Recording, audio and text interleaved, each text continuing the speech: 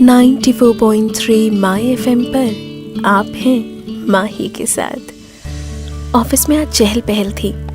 IAS office Randeep SIM का transfer हो रहा था और बदली और बढ़ोतरी ये दो चीज़ें सरकारी ऑफिस में सामान्य हैं, पर रणदीप की बदली की काफ़ी चर्चाएं हो रही थी। किसी के मन में वो बदली थी तो किसी के मन में वो सज़ा। 30-32 साल का था रणदीप। आईएएस की जगह आईपीएस होता तो ज़्यादा जचता। 6 फुट की हाइट, कसा हुआ शरीर, गहरी आवाज़ और बड़ी बड़ी आंखें।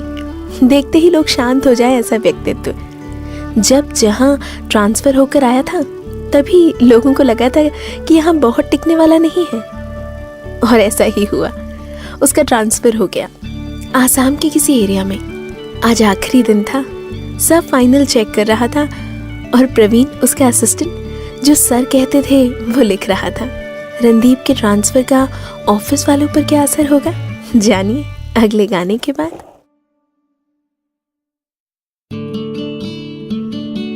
नाइन्टी 94.3 माई एफएम पर आप हैं माही के साथ। वैसे तो रणदीप के बारे में किसी को कुछ दुख लगे ऐसा नहीं था। वो कुछ भी गलत काम ना तो करता था ना करने देता। स्वाभाविक है लोगों की आंखों में खटकेगा ही। एक बार तो फैक्ट्री के उद्घाटन में चीफ मिनिस्टर को जाना था। रणदीप को ऐन मौके पर पता चला कि जमीन किसी किसान की है और गलत तरीके से उससे ली गई है। बाकी क्या, फंक्शन तो कैंसिल हुआ ही। अपने खर्चे से रणदीप ने कानूनी लड़ाई लड़ी और किसान को जमीन वापस दिलवाई। पर ऐसे में लोग उससे दूर रहने लगे। अप्रिय होने का दूसरा कारण ये था कि बहुत कंजूस था, किसी को चाय तक नहीं पिलाता। ऑफिस में किसी की शादी हो या कोई भी अवसर, उसका योगदान कम से कम रहता। उसका बस चलता तो 11 रुपए में निपटा देता। किसी की शादी में जाकर हाथ में इतने कम पैसे रखता और दबा कर खाता। बॉस था तो कोई बोल भी नहीं सकता था उसे कुछ, पर उसकी पीठ पीछे बहुत बुराई होती। कंजूस कहीं का। क्यों था रणदीप ऐसा, आप भी जानिए मेरे साथ कुछ देर में।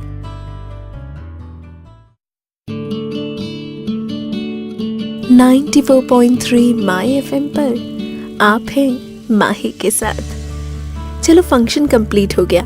रणदीप के लिए जो वाक्य और शब्द उपयोग में नहीं आते थे वो ही कहे गए। इतने अच्छे ऑफिसर के जाने से बहुत दुख होता है, किसी को दुख नहीं हुआ था। लोग अभी भी फंक्शन में मौजूद थे और रणदीप मुझे जरा जल्दी कहकर है चला गया। बाद में तो लोगों ने काफी नकल उतारी, काफी कुछ भला बुरा कहा और जोर जोर से हंसे, सिवाय उसके असिस्टेंट प्रवीण के। प्रवीण क्यों चुप था, पता चलेगा कुछ इंतजार के बाद। 94.3 माई एफएम पर मैं हूँ माही। ऑफिस में अब रूटीन चलने लगा। चाय नाश्ते की महफिलें होती। रणदीप के कार्यकाल में ना दिखने वाले बिजनेसमैन और बड़े बड़े लोग ऑफिस में दिखने लगे। ऐसे में पता चला कि पियून पुरुषोत्तम का बेटा बीमार है। ट्रीटमेंट के लिए ऑफिस से पैसे मिलते हैं, पर उसके बाद 50-60 हजार और चाहिए थे। वैसे तो प्रवीण ही पैसे देकर मदद कर देता, बहुत उदार था। अरे लोग तो यहाँ तक कहते थे कि प्रवीण से रणदीप को कुछ सीखना चाहिए, पर इस बार प्रवीण ने भी मदद करने से इनकार कर दिया। हो सकता है अपने एक्स बॉस रणदीप का असर आ गया हो उस पर। क्या थी सच्चाई, पता चलेगा कुछ देर में।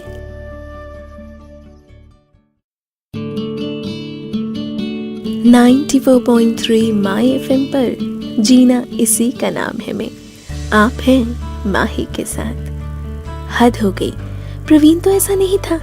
एक बार प्रवीण सबकी चपेट में आ गया। प्रवीण, तुम्हारे साहब तुम्हें क्या सिखा कर गए हैं? भाई तुम तो यहाँ के दानवीर कर्ण माने जाते थे। पहले तो लोगों की कितनी मदद करते थे, अब सबको ना बोल रहे हो। ये लाइब्रेरियन उषा जी की बेटी की शादी है, सिर्फ 101 रुपए दिए। पिछले साल जब शांता की बेटी की शादी थी, शांता बोल उठी, हाँ मैंने कवर हाथ में लिया तो प्रवीण सर ने पूरे 11,000 रुपए उसमें रखे थे। मुझे लगा कुछ गलती है, मैंने उन्हें फोन भी किया तो प्रवीण ने कहा था मौसी ये आपके पैसे हैं, आप ही रखो। कहा था कि नहीं? प्रवीण चुपचाप खड़ा रहा।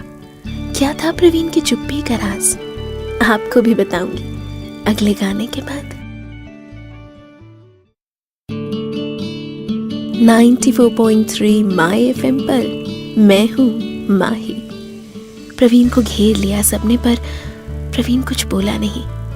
आंखें भर आई, फिर धीरे से बोला, क्या बोलूं, मैं पैसे नहीं देता था, वो तो साहब देते थे, किसी को पता नहीं चलता था। हमेशा कहते, जाओ प्रवीण ये कवर लेकर शांता को दे आओ, उसके हाथ में देना। प्रवीण रामू चाचा से चला नहीं जा रहा, ये लो पैसे और अच्छा सा वॉकर खरीद लाओ।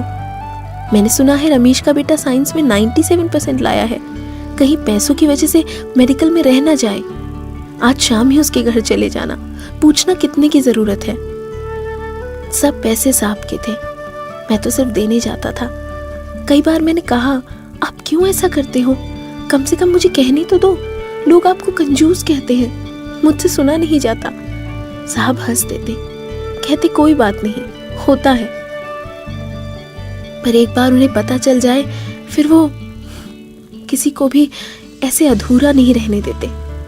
एक बार पता चल जाए तो खामखा मेरी वाह वाह करेंगे, ये मुझे मंजूर नहीं, ये कहते। मैं इंसान हूं, वही तो बन सकूं, इतना ही काफी है।